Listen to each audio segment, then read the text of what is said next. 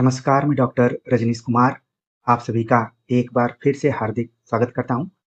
प्रिय विद्यार्थियों, यूपीएलटी मेंस का प्रश्न पत्र हो गया और आप ही में से कुछ विद्यार्थियों ने प्रश्न पत्र को भेजा, तो मैं भी अपने को नहीं रोक पाया कि ऐसे विद्यार्थी जो जीआईसी या जीडीसी मुख्य परीक्षा की तैयारी कर रहे हैं, उनके लिए भी ये पेपर देखना ज़रूरी है। तो हम तुरंत ही आप सभी के सामने इसको प्रस्तुत कर रहे हैं।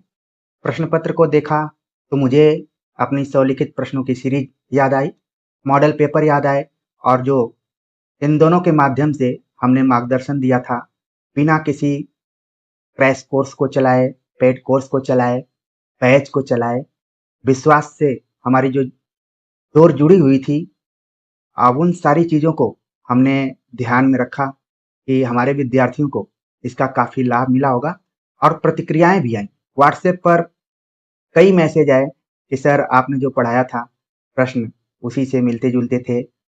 टाइम का अभाव रहा, लिखने में थोड़ा हमें मैनेज करना पड़ा, कुछ के प्रश्न छूट भी गए और कुछ ने जितना अच्छे से लिखना चाहिए था, उतने अच्छे से नहीं लिख पाया। तो चलते हम बात करते हैं कि आखिरकार पेपर कैसा था और कितने नंबर तक हम अपने को सुरक्षित रख सकते हैं। प्रिय विद्यार्थियों, ये ऐसा प्रश्न पत्र है कि इसके आंसर को भी हूबहू बताना मुश्किल है, क्योंकि ये खुला एक तरीके से प्रश्न पत्र था। प्रश्न सबके लिए बराबर थे, लेकिन लिखने की शैली, प्रस्तुत करने की शैली सबकी अलग-अलग थी। बस जितने भी विद्यार्थी इस एग्जाम में बैठे थे, अब वो अपने अंतरात्मा से, अपने दिल से पूछें कि हमारा एग्जाम कैसा गया है। दिल या अंतरात्मा कभी आपको गलत चीज़ नहीं बता सकती, इसलिए अपने से पूछिए। क्योंकि हमारा अनुभव रहा है, हमने यूजीसी नेट का जब भी एग्जाम दिया, उस समय लिखित एग्जाम हुआ करते थे, तो तुरंत अंदर से आवाज़ निकलती थी कि नहीं पेपर अच्छा गया है। हमने एमए जेएनयू का एंट्रेंस दिया, उस ज़माने में भी लिखित एग्जाम हुआ करते थे, पेपर के बाद अंदर से आवाज़ आती थी कि पेपर अच्छा हुआ है। हमने एमफिल का भी एंट्रेंस दिया, हर बार अपने अंतरात्मा से आवाज़ आती रही कि पेपर कैसा हुआ है, किस प्रश्न का उत्तर कैसे लिखना चाहिए था, हमने कहाँ पर गलती की या फिर हमें और बेहतर क्या करना चाहिए था। लेकिन समय है और सबके लिए एग्जाम हॉल का प्रेशर होता है। जब आप सभी एग्जाम हॉल में बैठे थे, मैं भी अपने डिपार्टमेंट में बैठा हुआ यही सोच रहा था कि न जाने हमने बहुत कम पढ़ाया था, हमने 1000-2000 प्रश्नों की सीरीज को लेकर बाजार में प्रचार प्रसार नहीं किया था। 100 लिखित प्रश्न की सीरीज चलाई थी, मॉडल पेपर चलाया था। हमारे विद्यार्थी हमेशा कहते थे कि क्या सर ये 100 प्रश्न काफ़ी होंगे? आज मुझे अच्छा लग रहा है कि उन विद्यार्थियों का कॉन्फिडेंस बढ़ेगा कि नहीं, ये व्यक्ति जो भी बोलता है, दिल से बोलता है, हमारे लिए काम करता है, सच्चाई से पढ़ाता है। अब इसके बातों के आधार पर ही हमें आगे के जीआईसी, जीडीसी जैसी परीक्षाओं को देना है, या फिर आप किसी भी एग्जाम में जा रहे हैं, हिंदी साहित्य से अगर आप पढ़ रहे हैं, शिक्षक बनना चाहते हैं, प्रवक्ता बनना चाहते हैं, असिस्टेंट प्रोफेसर बनना चाहते हैं, तो शायद इस प्रश्न पत्र के बाद आप सभी इसका मूल्यांकन कर सकते हैं कि ये चैनल आपके लिए कितना उपयोगी है। चूंकि हमने थोड़ा सा वक्त लिया, वक्त इसलिए लिया कि आपके मन में वो उत्सुकता, वो उत्साह बना रहना चाहिए कि आखिरकार पेपर कैसा आया हुआ था या फिर प्रश्न कैसे थे। जिन्होंने इसको दिया होगा उनको तो प्रश्न याद हो गए होंगे, जिन्होंने नहीं दिया होगा एक नज़र वो देख सकते हैं। हालांकि अलग-अलग सोशल मीडिया प्लेटफॉर्म पर आपने ग्रुप वाइज इस प्रश्न पत्र को देख लिया होगा, लेकिन हम भी एक बार आप सभी को बता देते हैं। ऐसा लग रहा है कि हम अपने मॉडल पेपर को ही यहाँ पर खोल रहे हैं। जो भी हम विशेष अनुदेश आप सभी को बतलाते थे, वो एक तरीके से अभ्यास कराते थे कि आप एग्जाम हॉल को हमेशा फील करें। खंड अ में पहला सवाल पूछा गया था, आदिकाल के नामकरण संबंधी विभिन्न विद्वानों के मतों की समीक्षा कीजिए। लॉन्ग क्वेश्चन, मतलब 8 नंबर के क्वेश्चन में था ये प्रश्न। आपके स्वलिखित प्रश्नों की सीरीज या फिर मॉडल पेपर जो हमने आप सभी के लिए प्रस्तुत किया था वहीं से है। हिंदी में राम काव्य की परंपरा की प्रमुख प्रवृत्तियों पर का विवेचन कीजिए, ये भी क्वेश्चन आपके मॉडल पेपर स्वलिखित प्रश्नों की सीरीज। बिहारी सतसई का महत्व स्थापित कीजिए। प्रिय विद्यार्थियों, हमने अंतिम समय में आप सभी को कहा था कि मान लीजिए कोई ऐसा प्रश्न आ जाए जिसमें आपको कम जानकारी हो, फिर भी आप उसे बना कर लिख सकते हैं। कुछ और जानकारियों को जो आपने यूजी, पीजी इत्यादि में पढ़ा था, उसको जोड़कर आप लिख सकते हैं। हर प्रश्न का उत्तर आप अ, समान रूप से नहीं दे सकते, किसी में उतार-चढ़ाव हो सकता है। बिहारी सतसई को बतलाते हुए अगर आपने बिहारी की काव्य कला के बारे में भी थोड़ा बहुत बतला दिया होगा, तो भी मानकर चलिए कि आप सटीक दिशा में रहे होंगे। भारतेंदु योगीन हिंदी पत्रकारिता का स्वरूप स्पष्ट कीजिए। जब इस प्रश्न पत्र को मैंने देखा, तो मुझे वो कमेंट्स याद आए जो निगेटिव कमेंट्स थे, जो हमें हतोत्साहित करने के लिए दूसरे से प्रेरित होकर लोगों ने लिखना शुरू किया था कि आप सिलेबस के बाहर से पढ़ा रहे हैं, इस तरीके के प्रश्न नहीं आएंगे। मैं बार बार कहा करता था कि सिलेबस तो बनता है रोड मैप के लिए, लेकिन कई बार बॉर्डर से सवाल पूछे जाते हैं। प्रिय विद्यार्थियों, हमने मॉडल पेपर में इस तरीके के क्वेश्चन को दिया हुआ था और तमाम विद्यार्थियों ने उसे हल करके भेजा भी था, हमने चेक किया था। उम्मीद करता हूँ कि वे सभी आज बहुत ही अच्छे से भारतेंदु योगीन हिंदी पत्रकारिता के बारे में लिखे होंगे। नई कविता का आशय स्पष्ट करते हुए किसी प्रमुख कवि का साहित्यिक परिचय दीजिए। ये भी क्वेश्चन कई बार हमने मॉडल पेपर में या फिर स्वलिखित प्रश्नों की सीरीज में आप सभी के लिए प्रस्तुत किया था। हमारे विद्यार्थी बार बार कहते थे कि क्या ये 100 प्रश्न हमारे लिए उपयोगी हैं, इतना ही पढ़ेंगे तो सफल हो पाएंगे कि नहीं। मैं बार बार कहता था कि प्रिय विद्यार्थियों, केवल हमारी वाणी के साथ रहिए, हमारी धड़कन से अपनी धड़कन जोड़कर चलते रहिए। 100 प्रश्न क्या, आपको तो केवल 20 प्रश्नों की ही जरूरत है। लेकिन हमारे कई विद्यार्थी थे जो बाजारवाद से प्रभावित हुआ करते थे, जो फलाना ढिकाना सर के बारे में सोचा करते थे और उनको ये लगता था कि कहीं हम इस बाजार में पीछे तो नहीं है। बाजार बाजार होता है और एकेडमिक संस्थान एकेडमिक ही होते हैं, जो कि तत्पर आपकी तैयारी में लगे रहते हैं। नई कविता को आपने आराम से बता दिया होगा।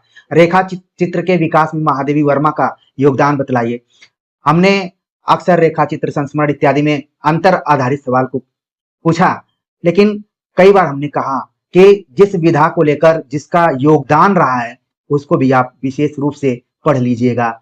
प्रिय विद्यार्थी, इसीलिए तो हम पीडीएफ के माध्यम से आपको समझाने का प्रयास करते थे। हम इसीलिए कि जो पीडीएफ मिस करेगा, वो बहुत कुछ मार्गदर्शन को मिस कर जाएगा। जिन्होंने इस बात को ध्यान में रखा होगा कि अन्य गद्य विधाओं में जो ऐसे साहित्यकार रहे हैं, जो विधा को चर्चित किए, प्रचलित किए या फिर स्थापित किए, उनसे भी संबंधित सवाल आ सकते हैं। आपने जरूर इसको कर लिया होगा। रस के अवयवों को लेकर हमने आप सभी को मॉडल पेपर में करवाया था, आपने जरूर देखा होगा। देवनागरी लिपि के विकास की रूपरेखा का वर्णन कीजिए, तो आपने इसको अच्छे से लिख लिया होगा, हमने इसको भी करवाया था। उपसर्ग और प्रत्यय में निहित अंतर बताते हुए प्रत्यय के भेदों की उदाहरण से चर्चा कीजिए, इसको लेकर भी हमने मॉडल पेपर में बतलाया था। बाण भट्ट की कृतियों का सामान्य परिचय दीजिए। संस्कृत से सवाल जो कि आपके सिलेबस में लगा हुआ था, संस्कृत के जितने भी रचनाकार थे उनसे संबंधित जो भी सामान्य परिचय थे, उसको हमने शॉर्ट नोट्स में भी आप सभी को पढ़ाया था। उस वक्त जब आप सभी प्री की तैयारी कर रहे थे और स्वलिखित प्रश्नों की सीरीज में या फिर मॉडल पेपर में हमने आप सभी को बतलाया था। तो आपने देखा कि खंड अ में बहुत सारे ऐसे प्रश्न थे जो कि आपके लिए पढ़े हुए प्रश्न थे, लेकिन वहां पर कैसे आप प्रस्तुत कर रहे हैं और अपने को कैसे कंट्रोल करके रखे हैं, वो बहुत बड़ी बात थी, जिसको लेकर हमने अंतिम समय में आप सभी को सचेत भी किया था कि प्रश्न आसान हो कठिन हो देखकर घबराना नहीं है, अपने नर्वस सिस्टम पर कंट्रोल करना है, फिर लिखना है। उम्मीद है कि वो सारी बातें एग्जाम हॉल में आपके कान में गूंज रही होंगी कि कोई है जो आकाशवाणी की तरह हमें सतर्क करता है, सचेत करता है, और वो कभी हमें इस तरीके से नहीं बुलाता है कि आइए मैं आपका स्वागत करता हूँ, आपको पुरस्कार देता हूँ, सम्मान देता हूँ। वो यही कहता है कि बार बार कि आप अगर मेहनत करेंगे तो सफल पीडीएफ में आपका नाम जरूर आएगा। चलते हैं, बात करते हैं खंड ब में जो सवाल आए थे कि संत काव्य के विकास में कबीरदास की भूमिका पर प्रकाश डालिए। प्रिय विद्यार्थियों, आपने संत काव्य को बतलाते हुए कबीरदास की जो भूमिका रही दर्शन को लेकर या फिर समाज सुधार को लेकर, भाषा को लेकर,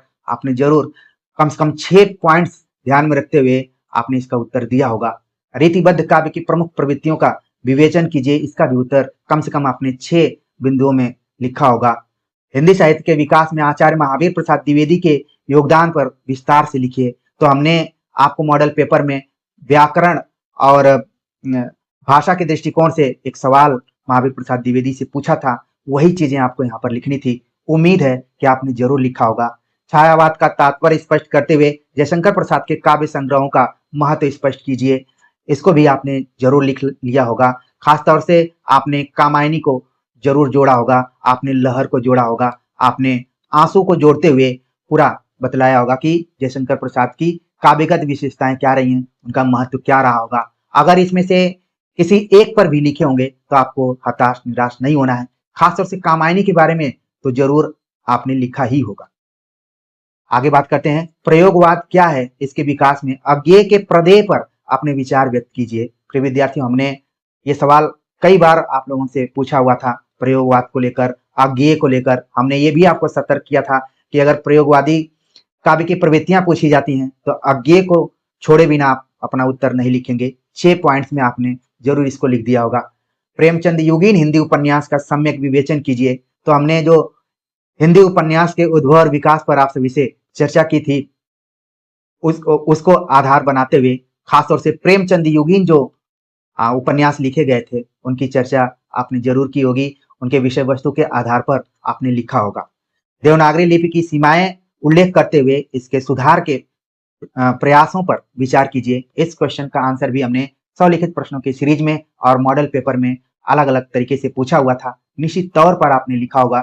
जो विद्यार्थी विश्वास करके यहाँ से जुड़े होंगे, जिनके मन में किसी तरीके का भटकाव नहीं आया होगा, जिनके मन में ये नहीं आया होगा कि ये टीचर बहुत गंभीर पढ़ाता है, कभी मुस्कुराता तो है ही नहीं, कभी हंसता तो है ही नहीं, हम बोर हो जाते हैं। कुछ विद्यार्थियों ने कमेंट किया कि फला सर का हम पढ़ते हैं तो बोर हो जाते हैं। प्रिय विद्यार्थियों, एक जो सच्चा शिक्षक होता है वो अपने विद्यार्थियों के टाइम का कीमत रखता है, समय को ध्यान में रखता है कि हमारे विद्यार्थी किस मन स्थिति में हमसे जुड़े हुए हैं। जब समय आएगा, आपसे फेस टू फेस बात होगी, तो आप देखेंगे कि ये शिक्षक एक अलग ही व्यक्तित्व का है। ये भी हंसता है, ये भी मुस्कुराता है, इसके भी दोस्त हैं, ये भी खूब समय देता है। उपमा और उत्प्रेक्षा अलंकारों के लक्षण एवं उदाहरण प्रस्तुत कीजिए। देखिए, इसी तरीके से हमने कुछ अलंकार पर आधारित प्रश्न आपको बतलाए हुए थे और बताया भी था कि जो परस्पर अंतर विरोधी या फिर एक लक्षण के तरह होते हैं, जैसे हमने आप सभी को संदेह और भ्रांतिमाल अलंकार के बारे में बतलाया था और बताया भी था कि उपमा और उत्प्रेक्षा में भी पूछा जा सकता है। तो इसमें अपेक्षाकृत कम लिखना रहा होगा, आप लक्षण देके फिर उदाहरण दे देंगे, आपका समय बचा होगा। हिंदी की बोलियों का वर्गीकरण करते हुए, यानी कि इसमें भी वही उपभाषाओं को बतलाते हुए फिर बोलियों का बतलाना है कि कौन बोली किसके अंतर्गत है, कहाँ कहाँ बोली जाती है। आपने इसको बहुत ही अच्छे से लिखा होगा, हम उम्मीद करते हैं। कालिदास की काव्य तथा नाट्य कृतियों की विवेचना कीजिए। खासतौर से अभिज्ञान शाकुंतलम पर चर्चा करते हुए आपने इस बात को जरूर बतला दिया होगा और उपमा कालिदासस्य, ये सभी सूक्तियों का प्रयोग करते हुए अपने उत्तर को आपने जरूर लिखा होगा।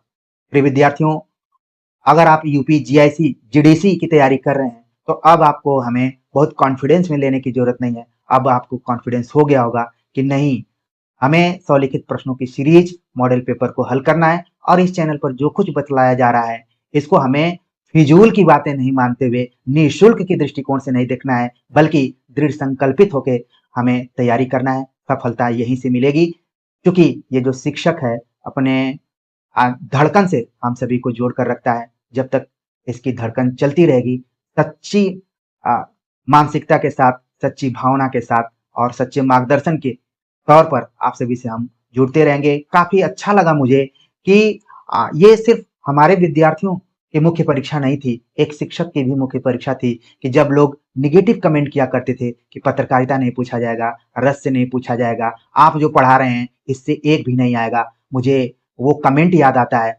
अमेजन पर, जब हमने अपने पुस्तक का लगाया हुआ था कि यहाँ से आप लोग ले सकते हैं इसको, हमने कभी दबाव नहीं बनाया कि किताब लेना ही लेना है। एक विद्यार्थी ने लिखा कि इस पुस्तक को आप पढ़ेंगे तो फेल हो जाएंगे। वो कमेंट आज मुझे कचोट सा रहा है कि न जाने कितने विद्यार्थी उससे डाइवर्ट हुए होंगे। तो एक चीज आपको ध्यान में रखना है कि जब सच्चाई के साथ आपको पढ़ाया जाता है, बताया जाता है, एक मित्र की तरह आपको समझाने का प्रयास किया जाता है, तो फिर आप किसी के भटकाव में नहीं आएंगे, किसी के से प्रेरित नहीं होंगे। आप खुद अपने मन से पूछिए कि आपके लिए ये चैनल उपयोगी है कि नहीं।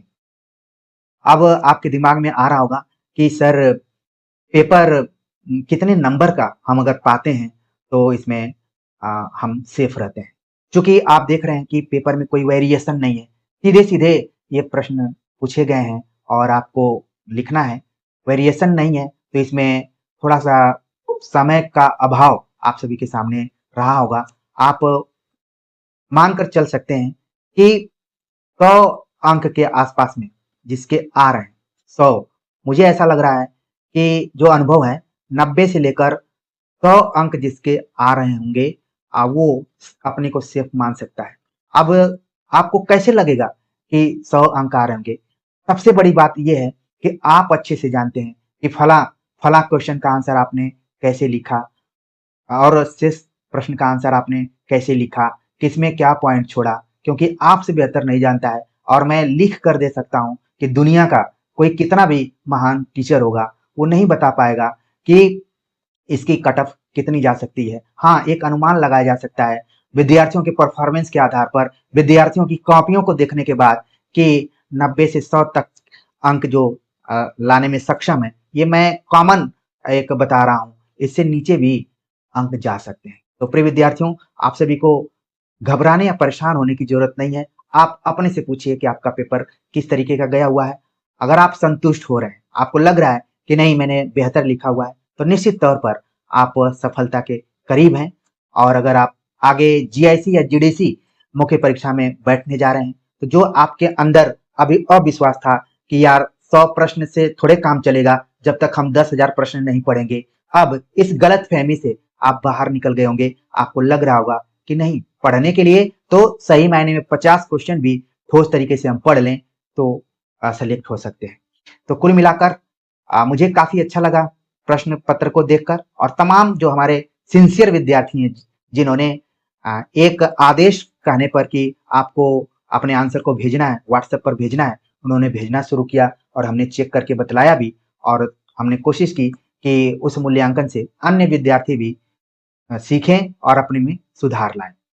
तो आगे आप सभी जीआईसी जीडीसी मुख्य परीक्षा के लिए लग जाइए, और हम फिर से कुछ नए प्रश्नों के साथ आप सभी के साथ आएंगे। लेकिन एक गुजारिश करेंगे कि अभी तक अगर आप नहीं ध्यान दे रहे थे तो ध्यान देना शुरू कर दीजिए, और जिन विद्यार्थियों के पेपर अच्छे गए हैं अब वो इस चैनल के बारे में अपने उन जरूरतमंद विद्यार्थियों को बतलाएं जो केवल बाजार के चक्कर में हैं, जो चकाचौंध के चक्कर में हैं कि फला जगह मैं जाऊंगा तो मुझे ये गिफ्ट मिलेगा, ये गिफ्ट मिलेगा।